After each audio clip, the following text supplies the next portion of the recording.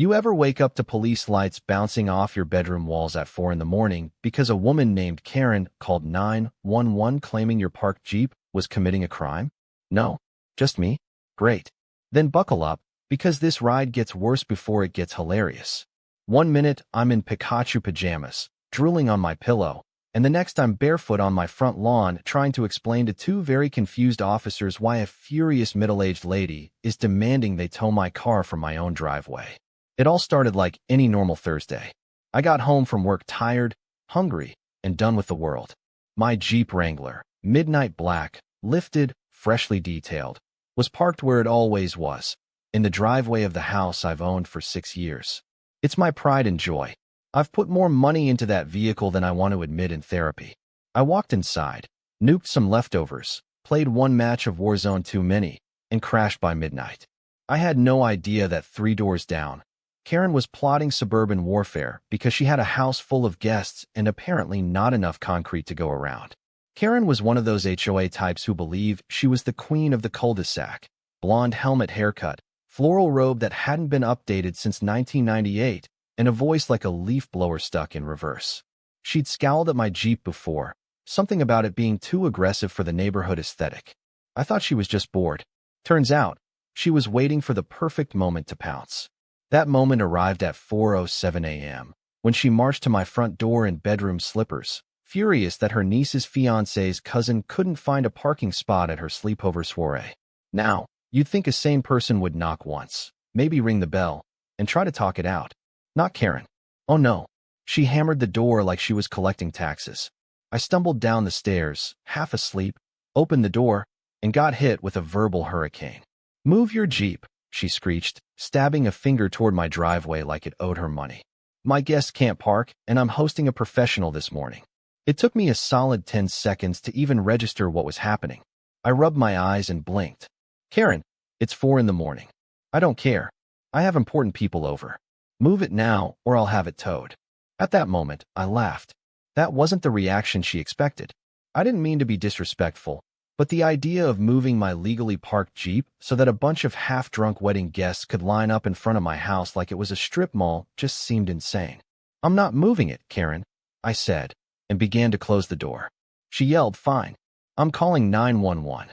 That got me to pause, because surely she wasn't serious. I peeked through the blinds just in time to watch her dial. She was serious. She was on the phone, animated, pacing on my lawn like a courtroom prosecutor rehearsing for trial. "Yes, officer, it's an emergency. There's a vehicle blocking access. Yes, it's in his own driveway, but he's being unreasonable and refusing to cooperate with neighborhood policy." Neighborhood policy? What is this? The Geneva Convention. 15 minutes later, the unmistakable red and blue glow danced across my windows. 2 officers stepped out of their cruiser looking like they expected to find a domestic dispute. Instead, they found me, still in Pikachu pajama pants, holding a cup of instant coffee, explaining that yes, the vehicle was mine, yes, the driveway was mine, and no, I wasn't hallucinating. This was actually happening. Karen met them halfway with printed HOA newsletters and a spiral-bound binder of imagined rules. I stood there trying not to laugh as she presented Exhibit A, photographic evidence of the Jeep, which was literally a snapshot she took at 3:58 a.m. from her bedroom window. Hello friends, if you're new here, then don't forget to hit subscribe button, and if you like then hit the like button also, and don't forget to tell me in the comments where you from watching this video. The cops gave each other that look. You know the one. The one that says this is going to make the group chat later. To their credit, the officers were calm and professional. They confirmed that I wasn't breaking any laws, thanked me for my cooperation, and politely suggested that Karen take up her grievances with the HOA, not emergency services. Karen huffed, crossed her arms like she was about to combust, and muttered something about neighborhood decay. I waved the officers goodbye and watched Karen stomp back to her house in full drama queen mode. But before she disappeared inside, she turned around and pointed at me like a movie villain promising a sequel. "You'll regret this," she said. Honestly, that should have been the end of it. But I underestimated just how far Karen was willing to go to wage war over 4 feet of cement. I figured she was just mad, maybe embarrassed. I figured wrong. By 9 a.m. that morning, she'd already sent an HOA complaint, posted in the community Facebook group calling me hostile to neighborhood harmony, and filed a request to discuss ongoing violations of property standards at the next HOA board meeting. I hadn't even brushed my teeth yet, and I was already on a digital wanted poster. I poured myself another cup of coffee and walked outside to check on my Jeep, half expecting to find it egged or sticker bombed. Instead, I found a crisp white envelope under the windshield wiper. Inside was a typed letter on HOA letterhead. It wasn't signed, but I could smell the perfume and ego from a mile away. Dear homeowner, as a reminder, your vehicle must be aligned with community parking regulations. Continued disregard for shared neighborly responsibility will result in board-level action. It was official now. The war had begun. And I don't mean the kind fought with weapons. I mean the kind fought with signs, bylaws, screenshots, and snarky lawn decorations. I should have known this wouldn't be a one-night drama with Karen. It was never just one night. It was a series, a saga, a suburban epic, and all of it over a Jeep parked in the only place it legally belonged. The next morning began with the sound of my neighbor Ted laughing from across the street. I stepped out onto my porch, coffee in hand, wearing the same Pikachu pajama pants that had seen the madness of the night before, and saw him pointing at my driveway. There, taped to the hood of my Jeep with blue painter's tape, classy touch, was another letter. This one wasn't printed. It was handwritten in Karen's chicken scratch, underlined twice and surrounded by little angry arrows. Final warning. You are in violation of community expectations. Your refusal to act with civility is being documented. Parking privileges may be reviewed. Parking privileges. On my own property. I didn't know whether to laugh or punch a lawn gnome. This woman wasn't just obsessed, she was spiraling. I peeled off the note, waved to Ted, who yelled, "Need backup," and walked back inside already planning my next move. I'd grown up with 3 brothers. I knew the art of petty retaliation. Karen wanted drama. I had enough petty stored up to write a sitcom. That same afternoon, I drove to the hardware store and bought the most obnoxiously large wooden board I could legally fit in my Jeep. I sanded it, painted it bright white, and in bold red letters wrote a message so clear even Karen's wine-soaked guests couldn't miss it.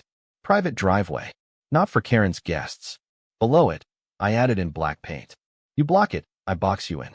I hammered it into my front yard, right next to the driveway, and admired it like an artist stepping back from a masterpiece.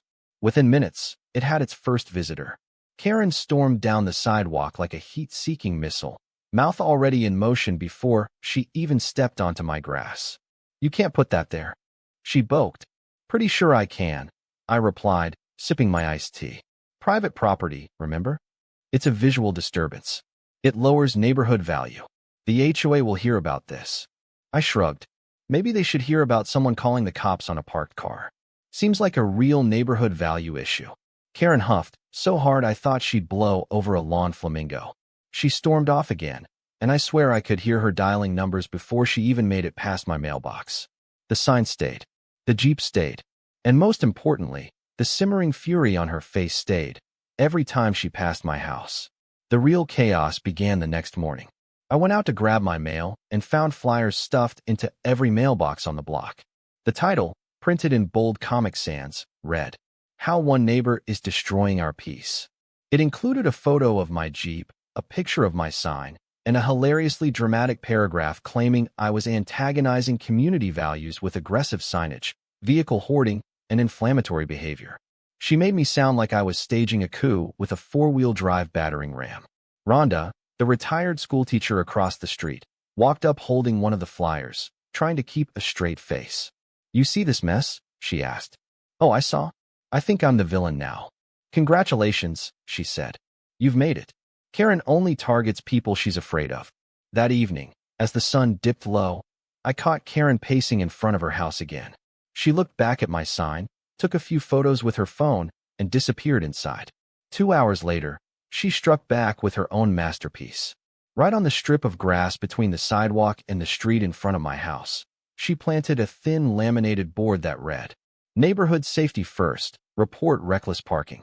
Below that was a cartoon Jeep crossed out with a red circle. It was like watching 2 kids wage war with crayon drawings. Only now the neighborhood was the battlefield. And unlike most kids, we both had printers, stakes, and passive-aggressive fury burning like nuclear fuel. For the next few days, the lawn sign drama escalated into a cold war of petty proportions. I added solar-powered lights to illuminate mine at night. She spray-painted hers neon yellow. I added a QR code that linked to a video of her calling 911 at 4 a.m. She taped over it with duct tape. I replaced the tape with a sticker that read, "Censorship is un-American." But it wasn't just sign wars anymore. Things got digital. Karen started posting in the HOA Facebook group daily. Her posts read like manifestos, always using all caps in at least one sentence. "We cannot allow disorder to spread," she wrote, "or our children will suffer the consequences." Someone replied with a gif of popcorn and got banned.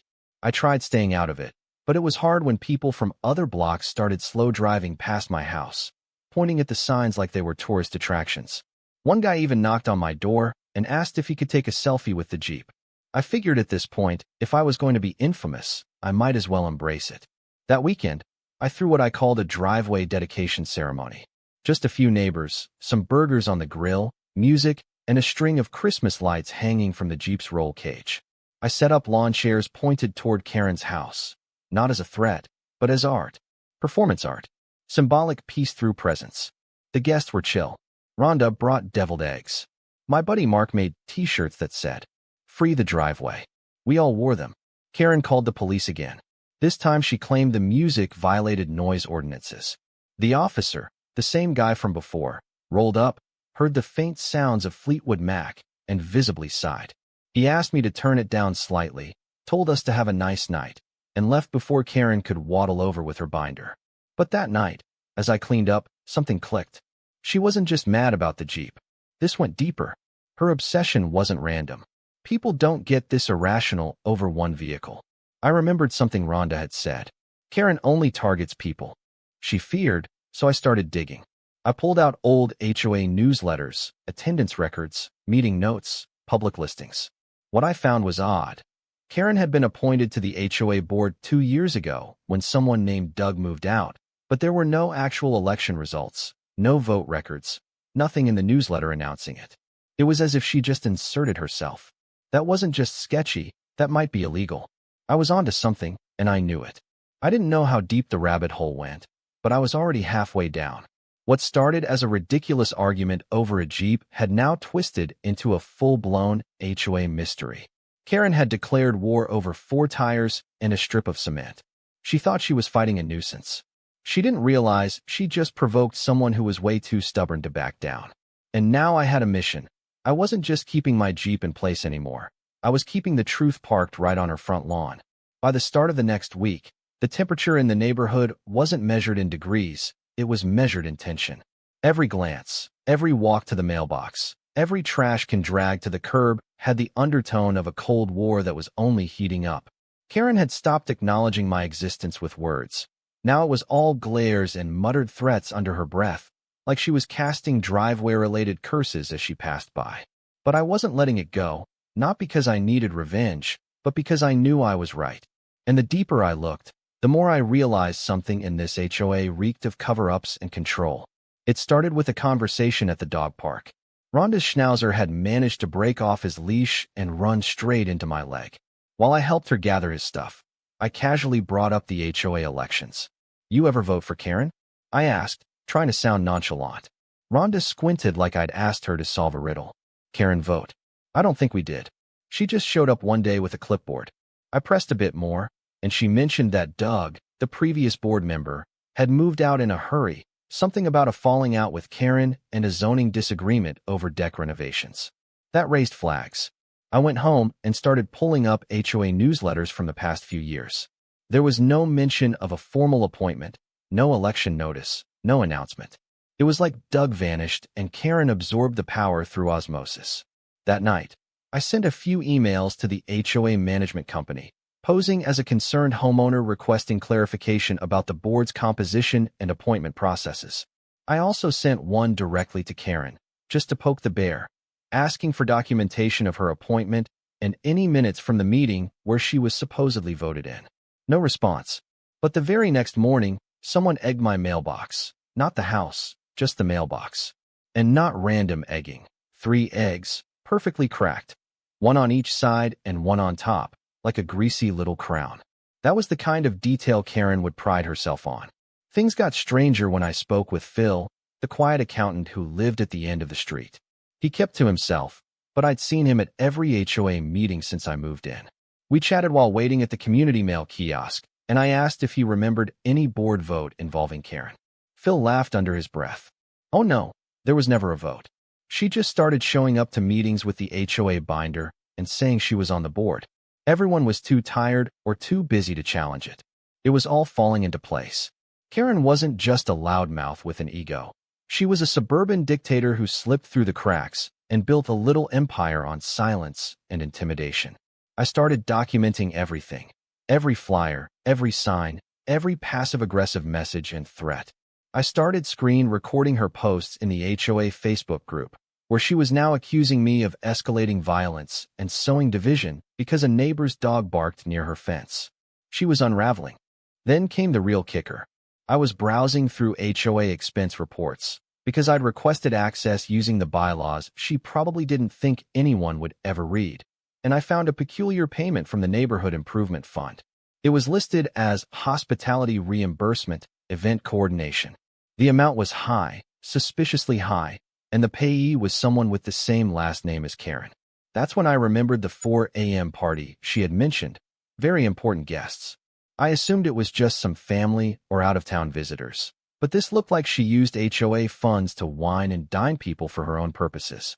A bit more digging revealed that one of the attendees, confirmed through a blurry photo she'd proudly posted weeks ago, was a zoning inspector from the city council. Suddenly, the whole mess clicked together. Karen wasn't just power-tripping. She was trying to get approval for something. Maybe a renovation. Maybe a business license. Something that required city blessing. And she was schmoozing the officials under the radar, probably even planning to turn her house into a bed and breakfast or an Airbnb empire right in the middle of our quiet neighborhood. That night, I was ready to go full detective. I printed every receipt, every screenshot, every post. I created a folder titled Karen Gate on my computer and a hard copy binder labeled Operation Jeep Justice. Because why not have a little fun with it? Then came the golden opportunity. Rhonda texted me with a simple message. Secret HOA meeting tonight. 8 p.m. Karen's house. Bring popcorn. I didn't need to be told twice. I threw on a hoodie, grabbed my folder, and made my way down the street. I didn't go in through the front. I slipped through the side, just like Rhonda said. She had cracked open her window, and I sat underneath with my phone out, recording every muffled word drifting through the glass. Inside, Karen was furious.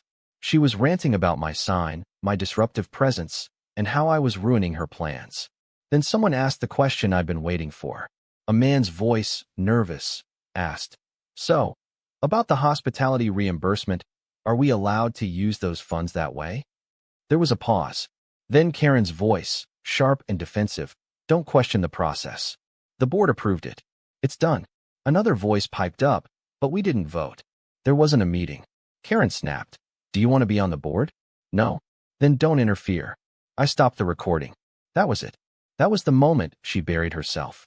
The next day, I sent the audio to the HOA management company and attached every file I had.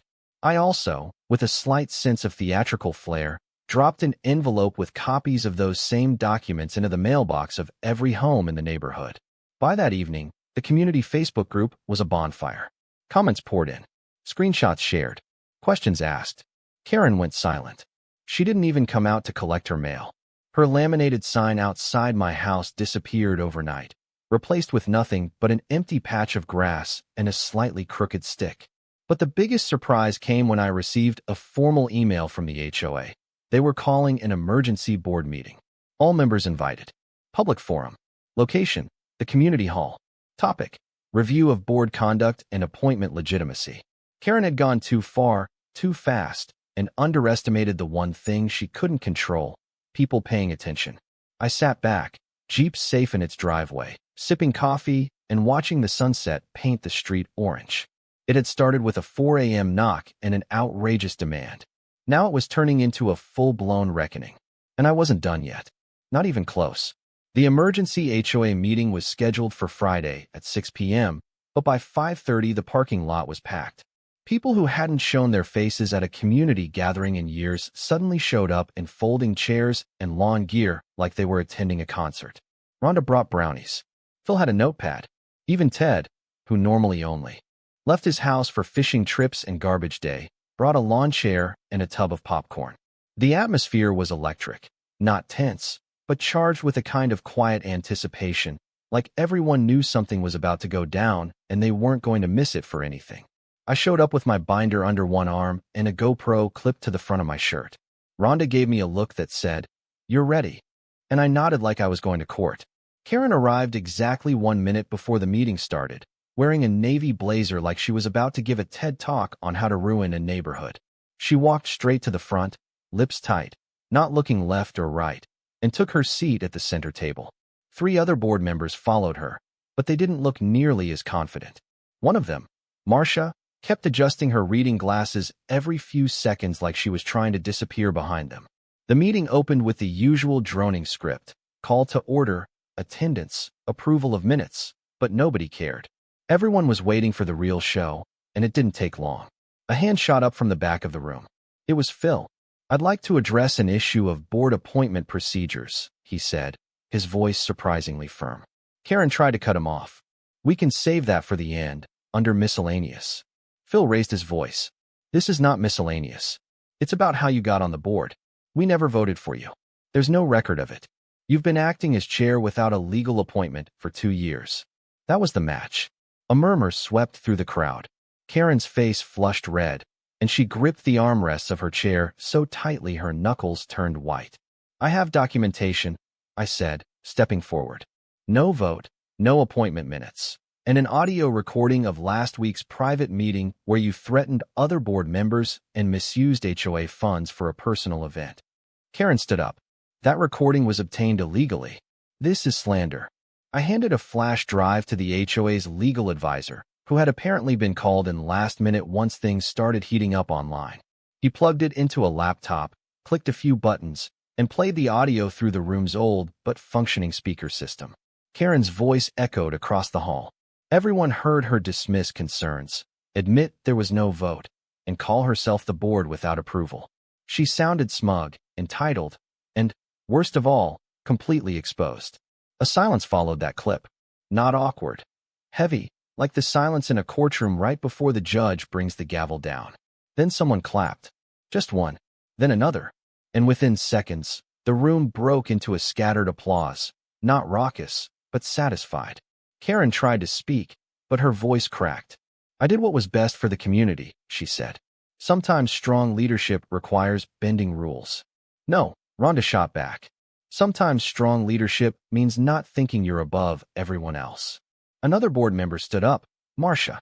She looked straight at Karen and said, "I move to suspend Karen, pending investigation into misuse of authority and HOA funds." "I second," said Phil. "All in favor?" the legal advisor asked. Hands went up across the room, a sea of hands. Even one of Karen's supposed allies raised his hand slowly, like he couldn't believe he was doing it.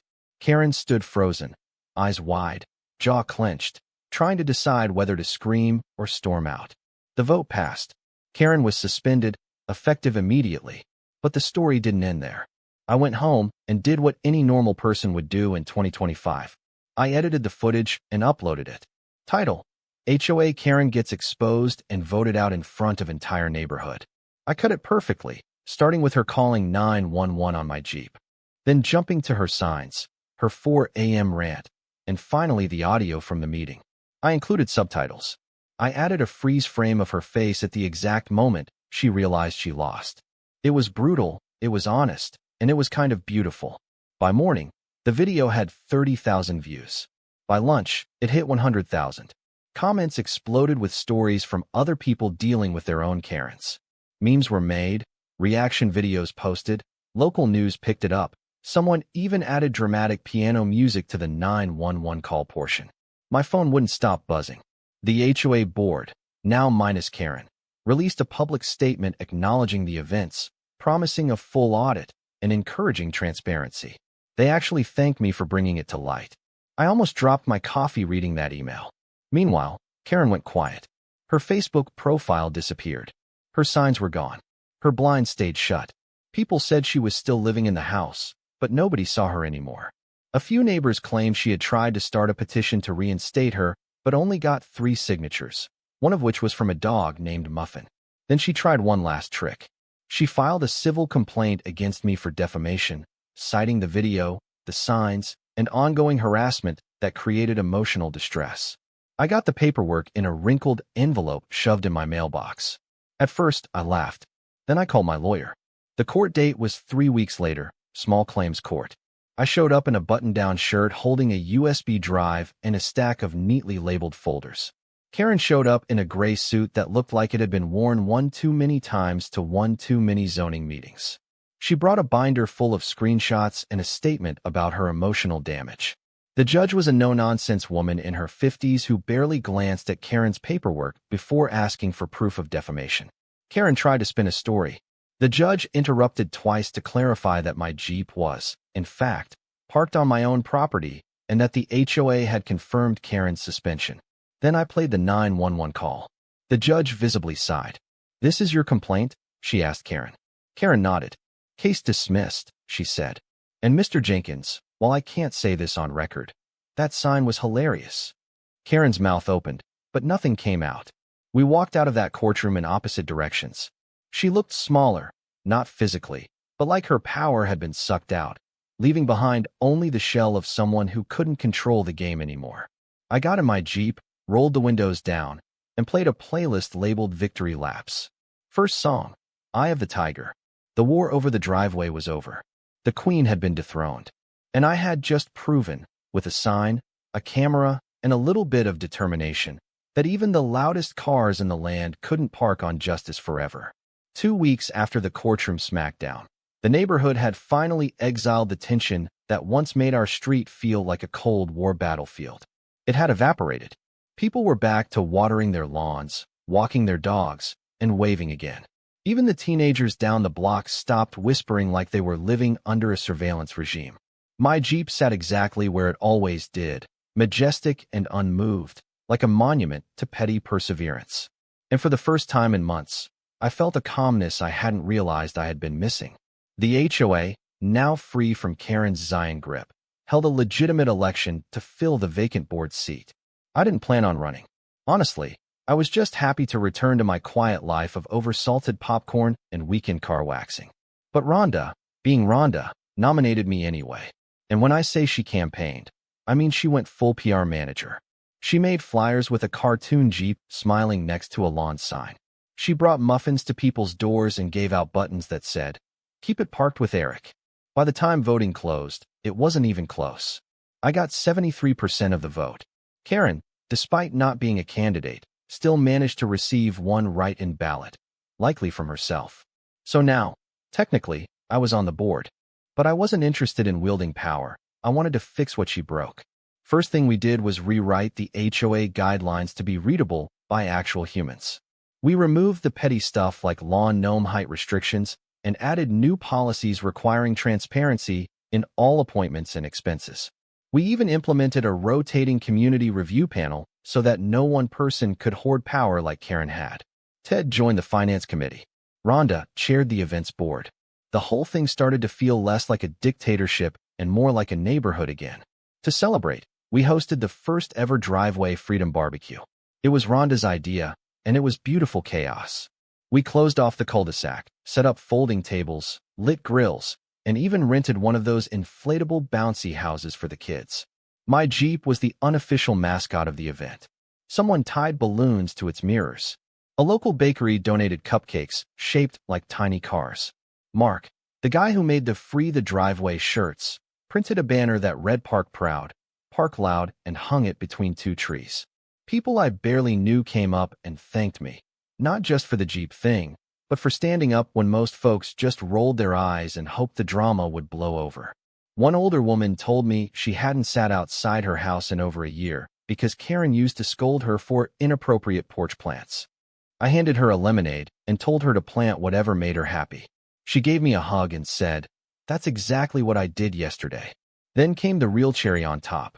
Halfway through the event, a convoy of Jeeps rolled into the neighborhood. 5, maybe 6 of them, honking and waving flags. Apparently, one of them had seen the viral video and rallied local Jeep owners for a Park Where You Belong mini parade. They circled the block, parked in my driveway one by one, and took photos.